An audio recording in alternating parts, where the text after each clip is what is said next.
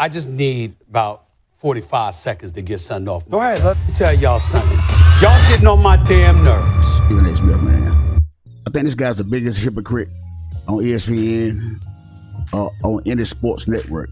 I think this guy's the biggest hypocrite of them all. For some reason, like I always said, man, JJ Redick is the only guy that I've seen put fear in Stephen A. Smith. He tried to poke at this man all the time. He gets smarts with him. He cut him off. He tell him when he's wrong all the time. He overtalks him. He cuts him off when he talk. I've never seen anybody do Stephen A. Smith the way JJ Redick does.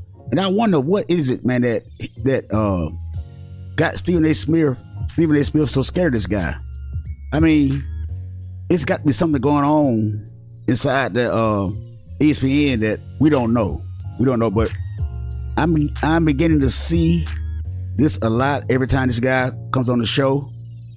How Stephen A. Smith be the quietest man. He talk real cool and calm, like he got some sense. He don't do all that loud talking and raving and cutting people off and acting all bad and egos and not through the roof. JJ Redick, whatever you got on this man, keep it in you. Just keep it. Don't bring it out yet, because this man respects you more than anybody I've seen that sat across from him on that show. He even got more respect for you than he does Skip Bayless. I truly do believe that, man. I truly do believe that Stephen A. Smith has more respect for JJ Redick than he do for Skip Bayless. It's because JJ Redick has more money than he got, and he's a white guy and not afraid to speak his mind and can say anything.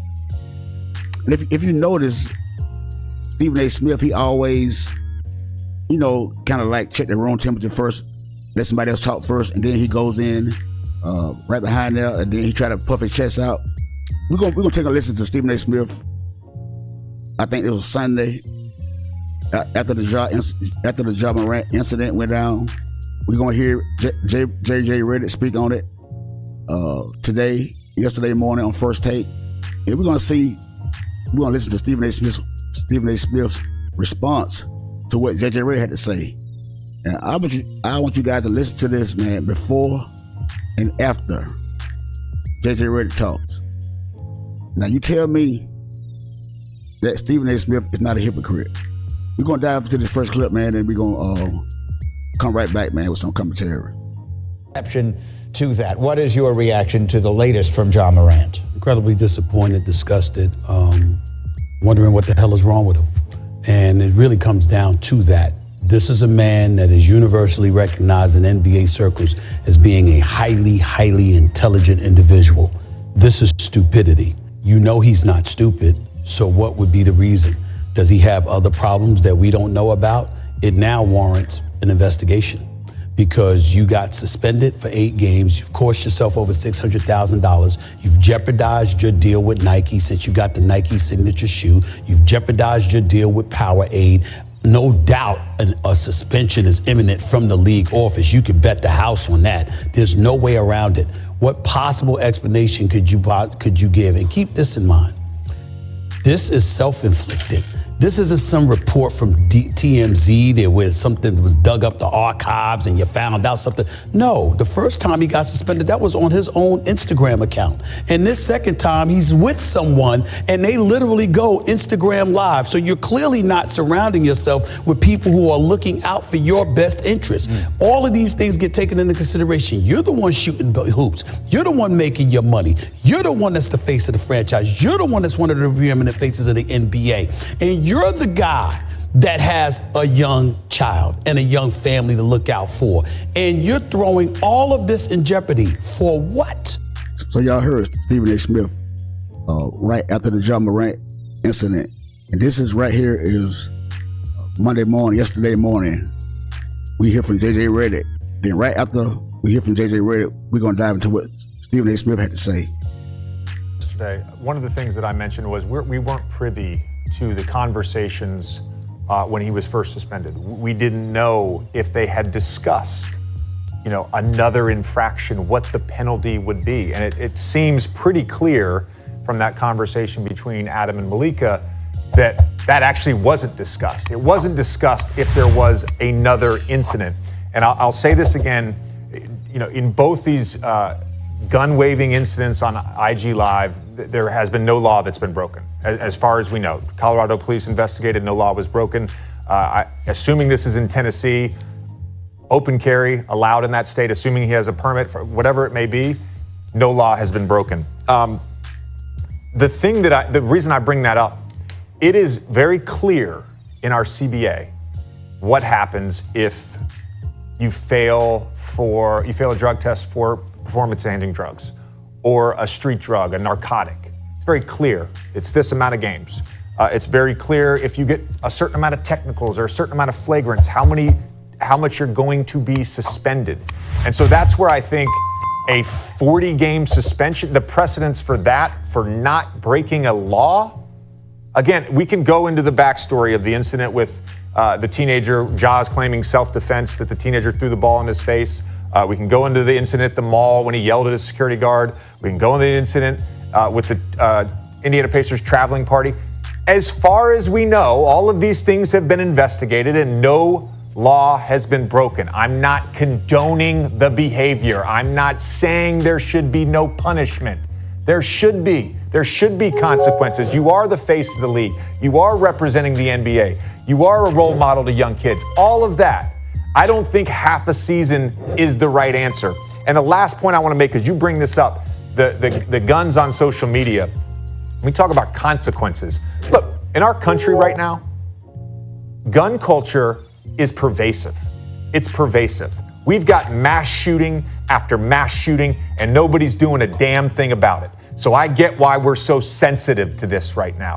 But there's no consequence for Greg Abbott telling his constituents that they should go buy more guns, and then we have mass shooting after mass shooting in Texas. There's no consequence for an elected Tennessee official to send out a Christmas card holding AR-15s with his young family, and then there's a shooting in his very district. There's no consequences to that. So why are we trying to lay down the hammer on a 23-year-old who didn't break a law? Okay, now we're going to hear from Stephen A. Smith after he heard J.J. Redick's response. Now watch this hypocrite. I'll explain it to you. You're 1,000% right, because that's exactly where I was going, J.J. Redick. That congressional figure that sent out Christmas cards, doggy, not just with himself and his wife, but his children holding rifles. You've got the governor of Texas spewing his rhetoric, because we all know that he's in a pocket of gun lobbyists. Okay, that's right. I'm going to say it. We know that's going on. Don't get us started with the state of Florida and some of the stuff that's going on there.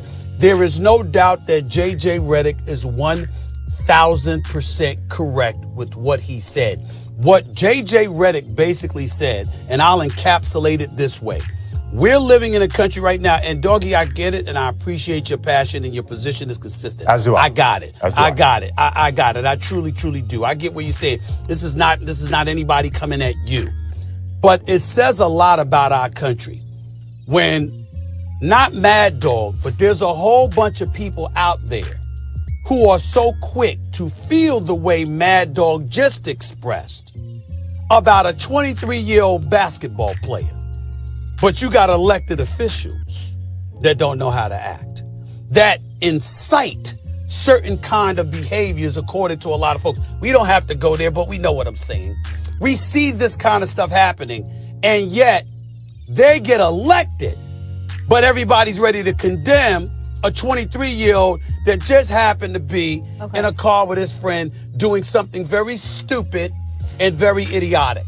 We want to send a message to a Ja Morant, but tens of millions of people want to elect a president, or want to re-elect a former president that some have accused of inciting an insurrection that has been impeached not once, but twice, albeit in a partisan way. But it shouldn't be because Ja Morant is some criminal out there acting up and putting others in harm's way.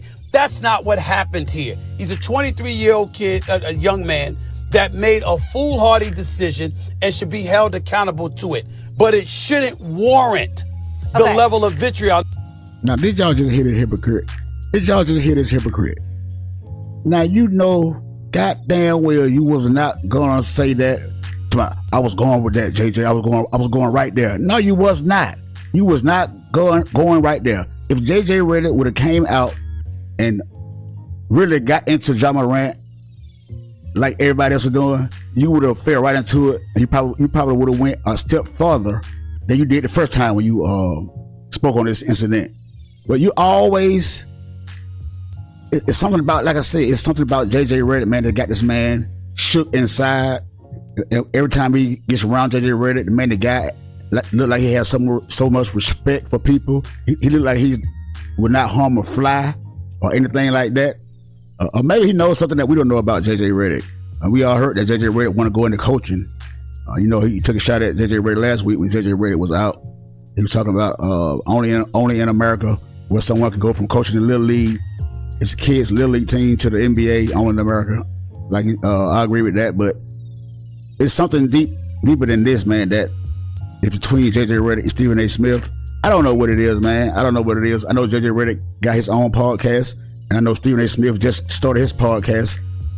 But it's something, man. It's something and it's going to come out, and I can't wait till it come out because you can tell every time JJ Redick comes around Stephen A. Smith, the guy, his attitude changed, his whole demeanor changed. He seemed like it seemed like he wouldn't harm a fly. He seemed like the nicest guy in the world. But we all know that's not the case because the guy is arrogant. He's really arrogant. But for some reason around JJ Redick, man, the guy, he humbles himself. But like I say, man, I don't know what it is. He's the biggest hypocrite on TV.